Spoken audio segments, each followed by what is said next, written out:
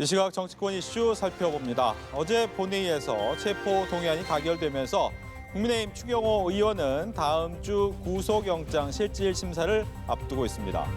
민주당 정청래 대표는 구속 결정 시 국민의힘은 내란 정당이라는 오명을 쓰게 될 것이라며 사법개혁 드라이브를 예고했고, 국민의힘은 내란몰이는 근거 없는 정치 공작이라면서 강하게 반발하고 있습니다. 한편 검찰이 2019년 발생한 국회 패스트트랙 충돌 사건에 연루된 더불어민주당 박범계 의원에게 벌금 400만 원, 박주민 의원에게는 벌금 300만 원을 구형했습니다. 한편 검찰이 국내의 패스트트랙 충돌 사건에 대한 항소를 포기하면서 정치권 공방은 계속되고 있습니다. 관련 이슈를 포함해 자세히 짚어보도록 하겠습니다.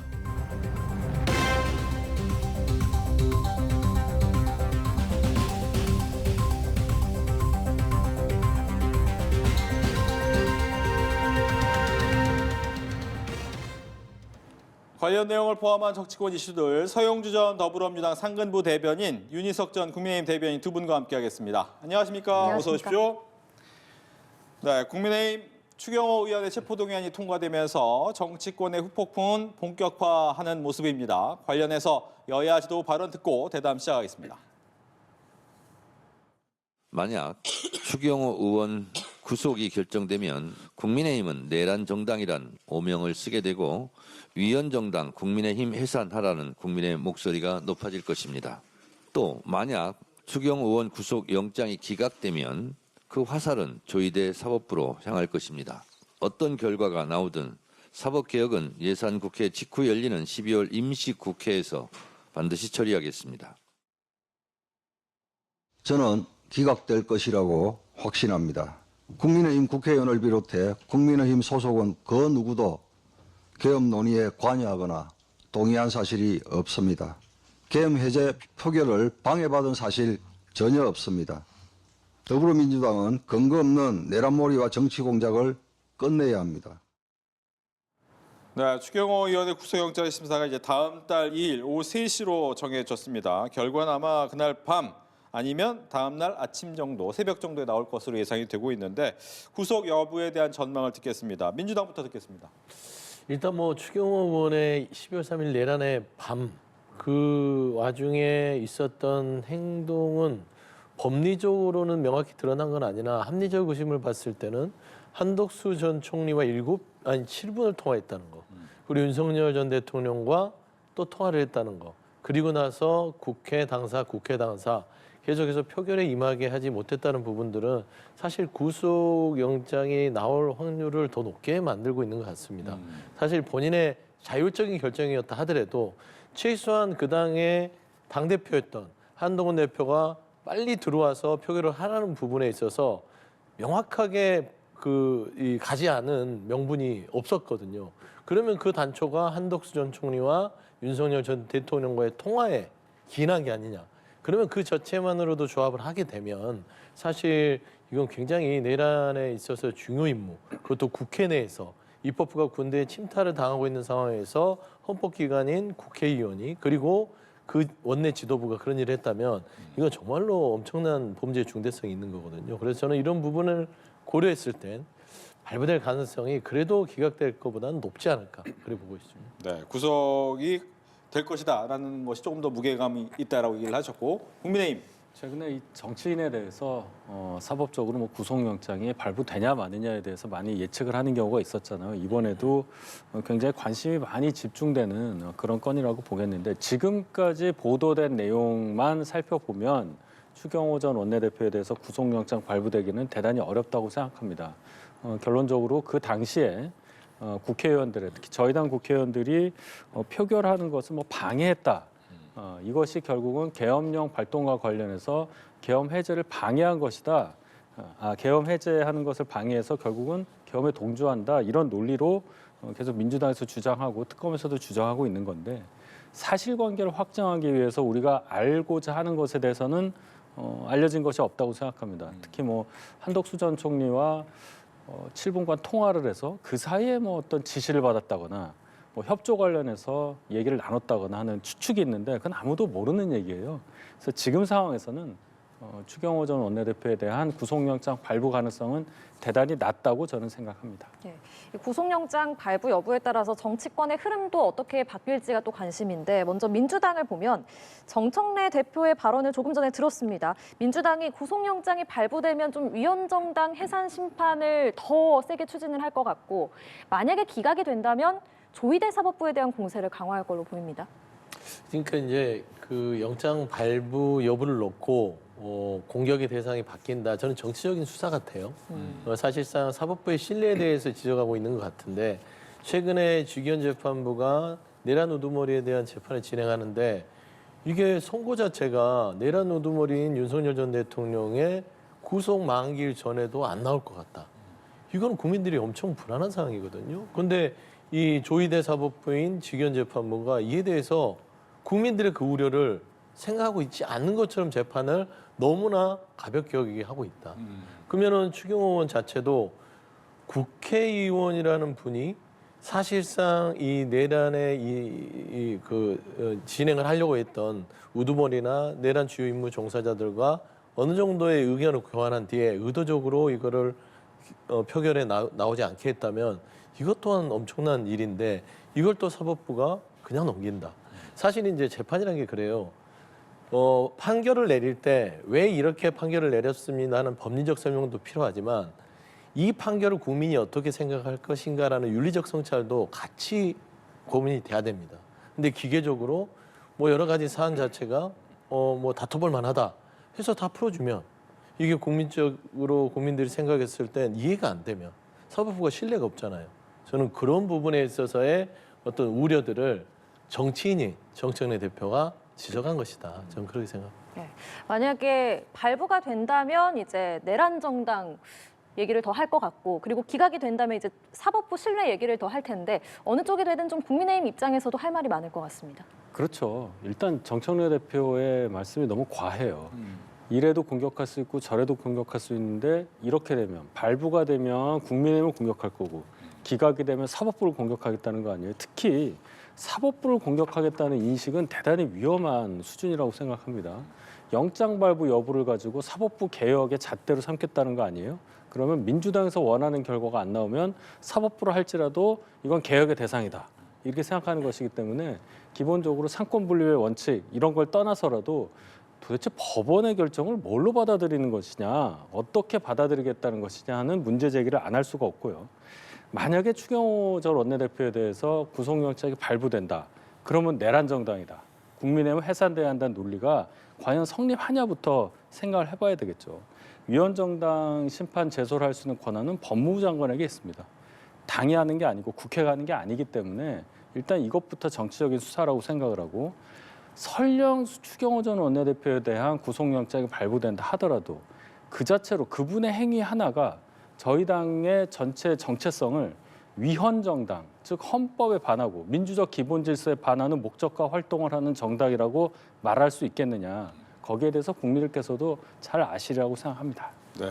이제 구속영장이 발부가 된다고 해서 그게 유죄라는 건 아니잖아요. 그러니까 그런 의미를 가지고 보더라도 말씀하신 것처럼 정청래 대표 같은 경우에는 이거 위헌정당으로 가야 돼라고 얘기를 하고 있는데 이 부분이 가능한 얘기입니까? 그러니까 이게 인식과 사실의 차이는 구분해야 될 것 같아요. 그러니까 영장이 발부됐다고 해서 이 자체가 유죄 확정은 아니기 때문에 그럼에도 불구하고 이거를 위헌정당으로 주장하는 바는 정치적인 상황에 있어서 규정을 할 수 있죠. 발부가 됐잖아. 그리고 당신 국민의힘은 지금 현재 장동혁 대표뿐만 아니라 12월 3일에 그 밤에도 그 당시의 원내대표가 이 내란의 세력과 어느 정도의 이 소통? 내통이라고 해야 될까요? 그런 것들이 했다는 그 좀 소명이 분명했다고 법원 인정해 준 것 같아 하면서 그 프레임을 씌울 수 있죠. 이건 이제 인식 자체를 국민들한테 판단받는 것이기 때문에 사실상 발부가 되면 국민들은 국민의힘이 내란에 협조한 당이구나라고 인식을 할 가능성이 높죠. 하지만 이제 법리적으로 이게 이제 최종 사실로 확인되려면 추경호 의원이 기소가 돼서 법원에서 이게 나름대로 내란의 세력들과 동조했다는 게 나와야 위헌정당으로 서류가 들어가서 실질적으로 확정이 되겠죠. 그래서 저는 이 지금 정청래 대표가 얘기하는 거라든지 국민의힘 처한 상황 자체가 추경호 의원의 발부에 있어서 국민들의 인식 속에서 내란 정당으로 인식되느냐, 조금 벗어나느냐, 그 기로에 서 있다. 좀 그렇게 좀 분석하는 게 맞을 것 같습니다. 네. 하지만 이제 국민의힘 입장에서는 여기에 대한 대응 방법이 또 뾰족히 없어 보이기도 하고요. 일단 다 지금 구속영장 발부된다는 전제에서 말씀을 하시는데 그 가능성을 굉장히 낮게 보는 것이 일반적이에요. 그래서 뭐 거기에 대해서 미리 저희가 구속영장이 발부될 때 어떻게 그러면 이 공세를 막아야 할까 이렇게 뭐 심도 있게 논의를 하거나 생각을 하지는 않고 있습니다만은 서영주 소장도 말씀하셨다시피 인식과 사실을 구별해야 하는 거고 네. 또 논리의 비약이라든지 또 실제적으로 정말 위헌정당 심판 제소를 누가 하느냐까지 생각을 해보면 대단한 정치 공세에 불과하다. 그래서 일단 결과를 보고요. 구속영장이 발부된다고 해서 유죄가 아니라는 말씀하셨는데 여러 가지 이제 사법적인 그 어떤 결과가 나오기 위한 시간은 많이 걸리기 때문에 이러한 정치 공세에 대해서 국민들이 어떻게 보실까에 대해서까지 생각을 하고 얘기를 한다면 이것 자체가 그렇게 크게 영향을 받을 만한 사안은 저는 아니라고 생각합니다. 네, 이 추경호 의원의 구속영장 발부가 12월 3일 새벽으로 점쳐지고 있는데 그날 여러 일들이 되게 겹치잖아요. 네. 장동혁 대표 취임 100일도 있고 무엇보다 비상계엄 1년입니다. 국민의힘 당내 좀 소장파 의원들을 중심으로 계엄 1년을 맞아서 사과를 해야 된다. 이런 얘기가 좀 많이 나오고 있는데 그 김재섭 의원의 경우에는 만약에 지도부 차원의 사과가 없으면 한 20여 명 정도가 연판장이나 뭐 기자회견으로 좀 메시지를 낼 것이다 이렇게 얘기를 하더라고요. 그리고 당내에서 좀 사과해야 한다는 목소리가 높다고 얘기를 하던데 실제로 그렇습니까? 예, 이제 그런 요구가 조금씩 나오고 있는 거죠. 기존에는 뭐 당 밖에 있는 분들이라거나 뭐 일부 뭐 정치 패널 이런 분들이 이 사과해야 된다라고 얘기를 했지만 이제 당내에서 특히 국회의원인 분들이 이런 얘기를 공개적으로 하는 단계까지 왔습니다. 그만큼 이 상황을 그대로 넘어가기에는 지금 당의 처지가 너무나 좋지 않고 또 계엄 관련한 사과를 하지 않을 경우에 닥칠 지방선거라든지 이러한 전국에 대응할 수가 없다는 인식이 광범위하게 퍼지고 있다고 봐야 되겠죠. 그럼 실제적으로 어떤 움직임이 있느냐.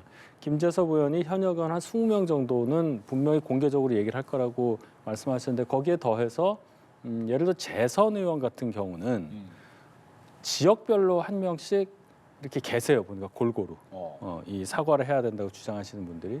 그래서 그 지역별로도 좀 단일한 움직임을 보인다. 그 국회의원 재선 의원들을 중심으로 해서 각 지역에서 뭔가 목소리를 내고 그 목소리의 내용은 전체적으로 이 계엄에 관련해서는 우리가 국민들께 다시 한번 진솔한 사과를 드려야 한다. 이런 것이 될 가능성이 크기 때문에 과연 지도부에서 어떻게 여기에 대응을 하느냐.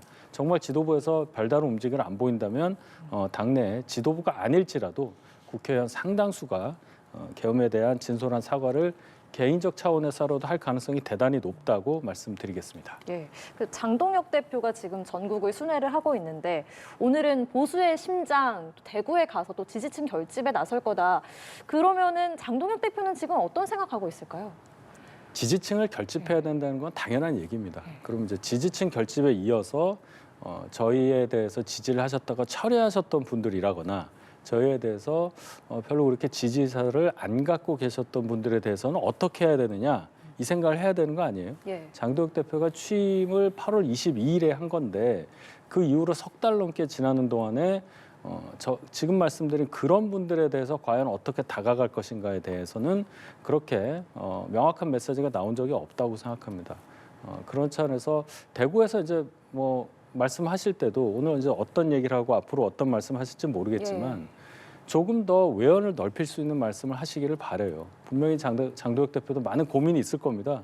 본인이 당대표 됐을 때 했던 얘기들 또 그럼으로써 형성된 본인의 지지층이 바라는 것과 가야 할 당의 방향이 다를 수 있기 때문에 당대표로서 어떤 선택을 해야 되느냐 고민은 있을 수 있겠지만 그 고민을 뚫고 해결책을 마련해야 하는 것이 당대표의 임무라고 본다면 과감한 그런 변화를 꼭 시도하셔야 한다고 저는 생각합니다. 네. 국민의힘의 분위기 어떻게 보고 계십니까? 일단 그래도 당내에서 소장파라고 해야 될까요? 저는 소장파라고 표현하고 싶어요. 김재섭 의원, 김용태 의원. 나름대로 우리가 뭔가 그동안의 윤어게인과 절연하지 못한 부분에 대해서 사과를 해야 된다. 그런데 사실 지도부가 그걸 받아들이냐 죄송합니다. 어려울 거는 같아요. 그럴 것 같았으면 벌써 변칙을 했어야 되는데 아직도 우리는 황교안이고 우리는 정광훈과 손을 잡아야 된다. 표만 된다면 윤호개인이든 부정선거 음모론자든 손을 잡아야 된다. 이게 지도부와 중진들의 생각입니다.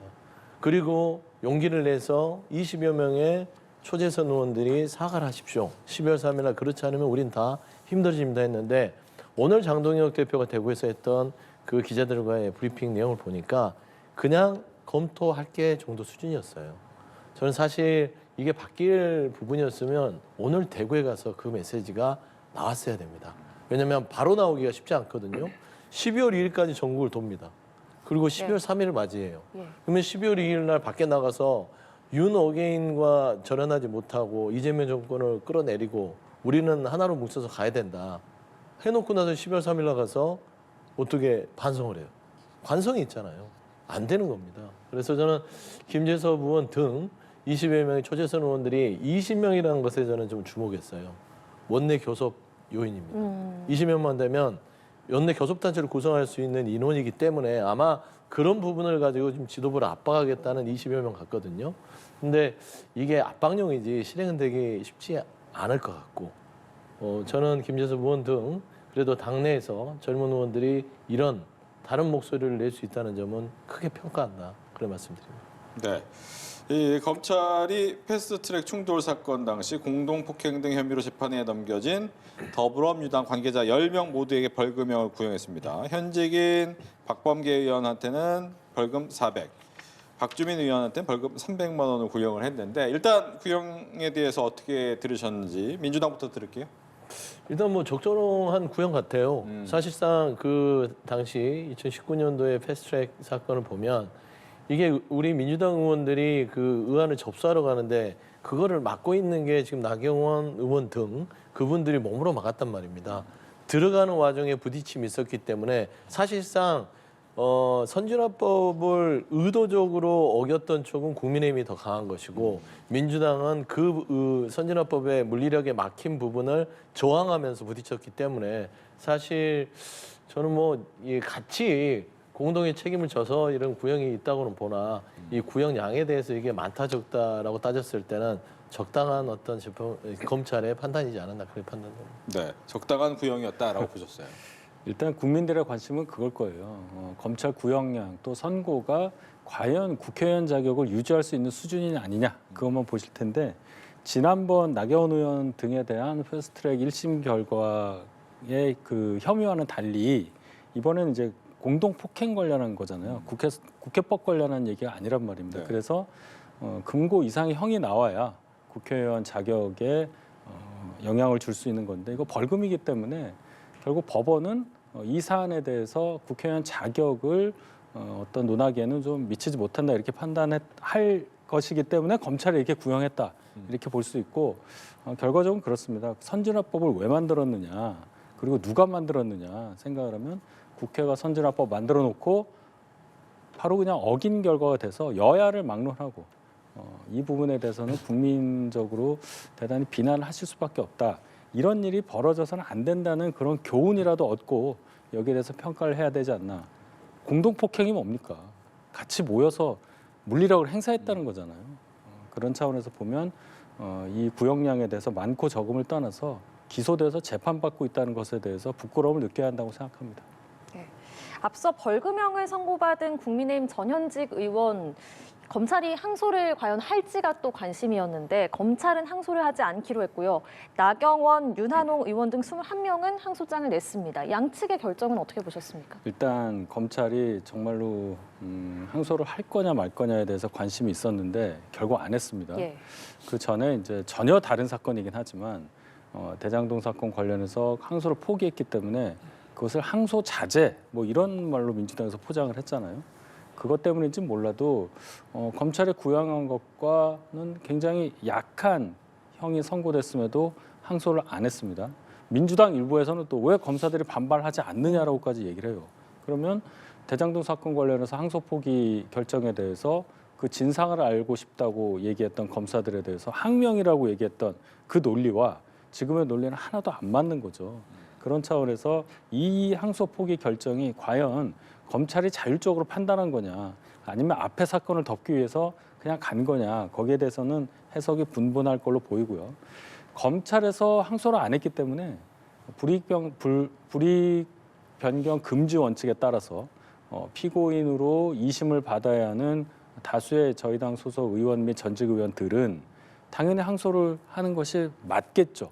더 높은 형은 안 나오니까 무죄를 다투고 싶다.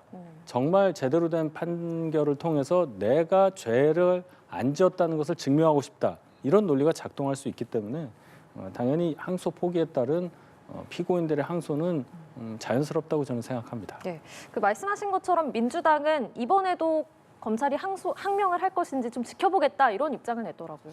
그러니까 이제 항명을 할 것인지 지켜본다는 말은 왜 같은 항소폭인데 선택적 반발을 하냐 그거죠.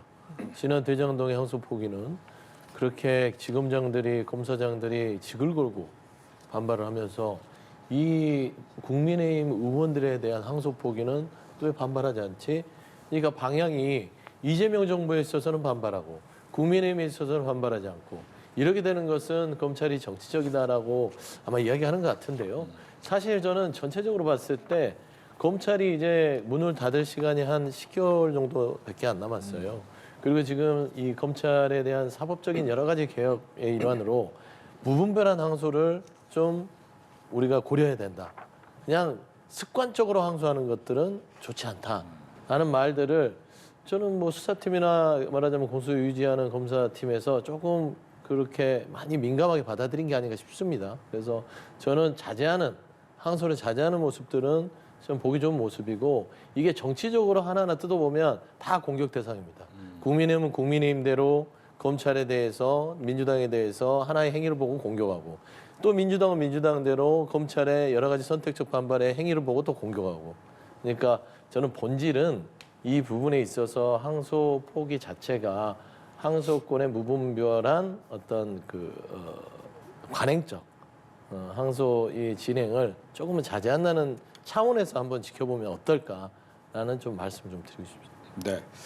여야는 이제 어제 대장동 사건 국정조사 합의가 불발된 것을 두고 신경전을 이어갔습니다. 관련 발언 듣고 대담 이어가겠습니다. 국민의힘은 민주당이 정작 받겠다고 하니 딴짓을 합니다. 아마 국정조사에는 관심이 없고 또는 실질적으로 국정조사가 시행이 되면 그동안 검찰과 합작해온 행위가 드러날까 이 핑계 저 핑계 대면서 피하는 거 아닙니까? 정상적인 국조 진행을 위한 요건으로 제시한 부분에 대해서 하나도 수용할 수 없다는 더불어민주당의 답변에 경악을 금치 못합니다. 꼼수 쓰지 말고 당당하게 원칙의 정치를 보여주기 바랍니다.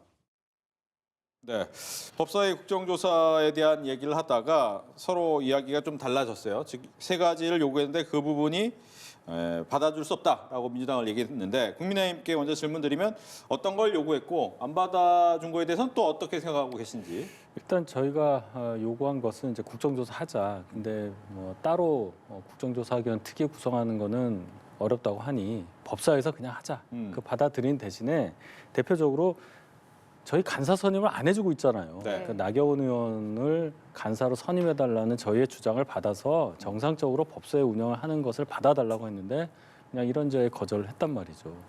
그럼 이게 도대체 뭘 하겠다는 것이냐. 나경원 의원에 대해서 아직까지도 뭐 감정을 갖고 있는지 아니면 논리적으로 간사를 할 수 없다고 얘기를 하는지는 몰라도 민주당에서 얘기했던 예를 들어 패스트트랙 관련한 뭐 기소돼 있다. 1심 나왔고 항소 포기했기 때문에 검찰에서 이제 더 이상 뭐 그 정도 나온 형량에 따라서 이게 자격이 없다 말하기는 어려울 거예요. 뭐 배우자가 판사니까 뭐 이해충돌 관련 얘기가 있다 하지만 국정감사 때도 나경원 의원은 배우자에 대한 국정감사에서 질에서 빠졌고 저는 적절한 행동을 했다고 보는데 도대체 뭐 때문에 야당에서 선정한 간사 선임을 안 해주느냐 하는 것에 대한 논리가 저는 없다고 생각하고 결국은 그걸 핑계로 해서 국정조사 안 하겠다. 그러니까 대장동 관련한 항소 포기에 대해서 알 필요가 없다 이렇게 생각하는 거죠. 왜 제가 이 점을 더 세게 얘기를 하냐면 애초에 항소 포기하기 전에도 왜 그 대장동 사건에 대해서 수사를 제대로 하지 않았느냐, 가혹하게 했느냐. 위조된 증거를 가지고 했느냐, 조작 기소를 했느냐 이렇게 공격을 하면서 국정조사 해야 된다고 말했던 게 민주당이에요. 먼저 얘기했습니다. 그런데 지금 국정조사 안 하겠다고 하는 것은 도대체 뭐가 좀 구려서 그런 것이냐 하는 지적을 피할 수가 없고 그것을 그 논란을 차단하기 위해서 국민의힘이 검찰과 뭔가 거래를 했기 때문에 그게 드러나는 게 싫어서 지금 빼고 있는 거다 이렇게 얘기하는 그 역공 취하는 것 거기에 대해서 바로 잡아야 한다고 저는 생각합니다. 네, 즉 국정조사를 그냥 시원하게 하면 되는데 결과적으로 이걸 안 하는 이유가 나경원 의원의 간사 선임으로 하면 조금은 부족한 거 아니냐? 이거 법사위를 안 한다는 게 국정조사 안 한다는 게 이 부분에 대한 좀 대답을 듣겠습니다. 근데 사실 보면 대장동 사건에 대한 국정조사 부분들은 항소 포기 부분을 민주당이 받지 않아도 돼요. 뭐그 부분을 굳이 받아서 국정조사 할 건도 아니고 사실 대장동 사건의 50호 클럽들을 다시 보고 그다음에 대장동 사건이 어떻게 정치적으로 변질됐는지 그걸 보자는 건데 항소 포기가 거기에 들어온 거를 받아줬잖아요. 예. 그러면 그 정도면 서로 주거니 받거니 했습니다. 그다음에 이제 법사위 부분을 가지고 지금 국민의힘에서는 그러면 우리가 법사위에서 하는 걸로 했으니까 그러면 우리 조건은 세 가지를 받아주라. 네. 첫 번째가 나경원 간사에 대한 선임이에요. 근데 법사위원장이 이미 이거는 그 법사위 내에서 의원들 간의 투표를 통해서 이거는 안 하기로 결정이 돼버린 사안입니다. 근데 이걸 가지고 들어와서 이걸 안 받아주면 안 하겠다. 거기에 증인 신청 부분도 있어서도 법사위 오면은 의원들의 수가 달라지게 돼 있는데 증인 신청이나 이런 부분도 동률로 해야 된다. 뭐 이런 받아들이기 힘든 조건들을 내세우니 김병기 원내대표 입장에서는 하기 싫은 거 아니냐. 우리가 이렇게까지 양보했는데 이런 상황 같아요. 근데 사실 뭐 한두 개만 뭐 나름 조건을 철회하면 김병기 원내대표도 그러면 알았다. 그럼 세 가지 중에 한 가지 정도는 들어주고 두 가지는 포기해라. 이렇게 협상해서 국정조사가 진행됐으면 좋겠어요. 왜냐하면 이 대장동을 가지고 국정조사 여기까지 왔는데 하다 말면 괜히 찝찝하지 않습니까? 그래서 저는 아직 협상이 다 끝난 건 아닌 것 같아요. 왜냐하면 입으로 국정조사 여기서 이제 협상 없다라고 하지 않았으니까 저는 아직 협상의 여지를 서로 간에 얘기하고 있는 상태다 정도로 보시는 게 좋을 것 같습니다. 예, 반론. 글쎄요. 저희 당에게 지금 뭐라고 할 처지인가요? 여당에서 하면 하는 겁니다. 먼저 주장을 했잖아요. 국정조사 해야 된다고. 그러면 그렇게 검찰 개혁도 하고 검찰 없어질 검찰에 대해서도 가혹하게 지금 몰고 가는 입장에서 정말로 궁금한 대장동 관련한 사건 수사에 있어서 정말로 뭔가 위법하다거나 뭐 가혹한 수사가 있었는지 밝혀달라는 겁니다. 민주당에서 그렇게 판단할 만한 뭔가 있으니까 먼저 국정조사하자고 했었던 거 아니에요? 그러니까 조건을 건 것 중에 예를 들어 나경원 의원 간사 선임 같은 거 이것과 사실은 관련이 없어요. 안 해주니까 이거라도 해주고 가자. 송원송 원내대표도 이건 상식이라고 그랬잖아요. 조건이 아니라. 상식적으로 안 해주는 거를 말을 했을 뿐이지 이거 해달라고는 뭔가 무리한 요구를 저희가 한 건 아니잖아요. 증인 신청 관련해서도 양쪽에서 생각하는 부분이 다르니까 대장동 관련한 항소 관련해서. 그러면 증인도 동률로 하는 게 맞죠. 여야 아닙니까? 그걸 의원 숫자대로 하자는 게 그럼 진실 규명하는 데 도움이 되겠습니까? 그런 이제 논리를 저희가 얘기를 하는데 그냥 이런 하에 안 하겠다 하니까 저희 입장에서도 더 이상 방법이 없어서 참 답답하다 이런 말씀을 드립니다. 짧은 반론. 네, 뭐 그렇게 국민의힘은 답답하실 수 있어요. 근데 중요한 건 아직 양당 간의 이 국정조사의 필요성에 대해서 다 필요하다고 하고 있으니까요. 조금 더 세밀하게 협상을 해서 진행이 됐으면 좋겠다. 언제까지 대장동의 이 사건 자체가 한쪽은 이 조작 기소와 정책 오염됐다. 한쪽은 뭐 항소 포기 자체가 뭐 민간의 편을 들고 있는 거 아니냐 이런 정책 주장 말고 실체적인 사실을 드러내서 명확하게 다 털고 가는 거. 이게 제일 중요한 것 같아요. 네, 알겠습니다. 이런 가운데 김민석 국무총리가 광주, 세종에 이어서 오늘은 대전을 찾아서 민생 일정을 이어갔습니다. 총리실에서는 정례적인 일정이다라고 했지만 여러 정치적 해석들이 나오고 있거든요. 어떤 의미라고 보십니까? 일단은 전국을 돌고 있는 거 보면은 그 서울시장을 나가실 생각 없으신 것 같아요. 그렇지 않을까 싶고요. 전국을 돈다면 정치인에게는 두 가지가 있죠. 하나는 대선을 나갈 때. 하나는 전국 선거를 치른다면 당내에서 당대표를 나갈 때.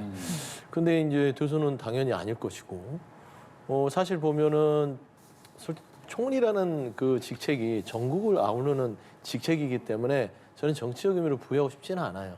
근데 여기다 정치적 해석을 물어보신다면 네. 저는 서울시장보다는 당에 있는 그 당대표직의 어떤 포석일 수도 있겠다. 라는 그 해석은 충분히 가능하다고 봅니다. 하지만 지금 현재 뭐 여러 가지로 민생, 물가, 환율, 자영업자들이 먹고 사는 문제들이 어렵기 때문에 대통령을 대신해서 총리가 전국을 돌고 있다고 생각하는 게 가장 일반적인 예. 평가 같습니다. 예. 그러니까 총리 직책을 잘 수행하기 위한 좀 그렇습니다. 정치적 해석은 좀 배제하고 싶다 이런 말씀을 네. 해주셨는데 그 김민석 총리가 광주 가기 전에 서울시장 출마설에는 좀 선을 그었지만 당대표에 대해서는 조금은 여지를 남겼더라고요. 어떻게 예상하십니까? 그 일반의 예상이 맞을 겁니다. 총리가 지방을 순시하는데 갑자기 이렇게 보도량이 늘어나는 행보를 앞서 하면서 쭉 간다 하는 것은 여러 가지 정책 해석을 나올 수 있는 부분이 분명히 있는 거죠. 이유 없는 행보가 있겠습니까? 정치인에게 있어서. 결국 지금 질문하신 대로 김민석 총리는 서울시장보다는 아마 당대표 선거를 염두에 두고 움직일 수밖에 없는 상황이 빨리 왔다. 왜냐하면 민주당에서 정청래 대표가 연임을 위해서 1인 1표제를 지금 막 강행하고 있는 분위기잖아요. 그러니까 당대표 선거를 염두에 두고 있는 8월로 제가 생각을 하는데 민주당 전당대회를 위해서는 아무래도 그 선거에 대비한 표박가리가 필요하니까 전국을 다니고 있는 것이다. 그런 차원에서 보면 김민석 총리가 서울시장은 당연히 아닐 거로 보고 민주당으로 돌아가서 총리직을 사퇴하고 전당대회 출마할 가능성이 상당히 많다. 이런 관점에서 해석하는 것이 맞다고 봅니다. 예, 알겠습니다. 지금까지 서용주 전 더불어민주당 상근 부대변인, 윤희석 전 국민의힘 대변인과 이야기 나눴습니다. 고맙습니다.